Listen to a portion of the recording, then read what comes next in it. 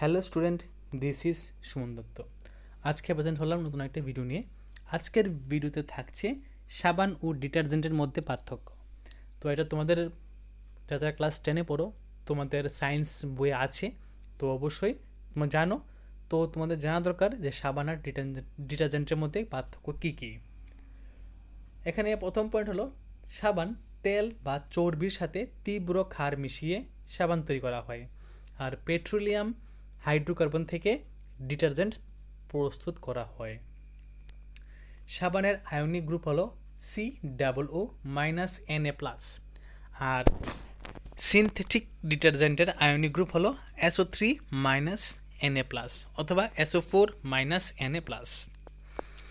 খরা জলে সাবান সহজে ফেনা উৎপন্ন করে না, কিন্তু অপরদিকে ডিটারজেন্ট খরা জলে সহজে ফেনা উৎপন্ন করে। সাবানের পরিষ্কার করার ক্ষমতা ডিটারজেন্ট থেকে কম, আর ডিটারজেন্টের পরিষ্কার করার ক্ষমতা সাবানের তুলনায় বেশি। সাবান জীবাণু দ্বারা বিয়োজিত হয়, আর ডিটারজেন্ট জীবাণু দ্বারা বিয়োজিত হয় না।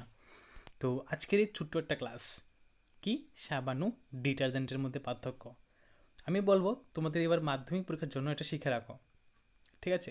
আমার কাছে খুবই ইম্পর্টেন্ট লাগলো। হতে পারে তোমাদের পরীক্ষা এটা আসতে পারে, মেবি যদি 2 বা 3-এর মানের জন্য আসে, তোমরা এই পয়েন্টগুলো লিখলে ফুল মার্কস পেয়ে যাবে। তো যদি আজকের ভিডিও তোমাদের কাছে ভালো লাগে থাকে, অবশ্যই ভিডিওটা সবার সাথে শেয়ার করো।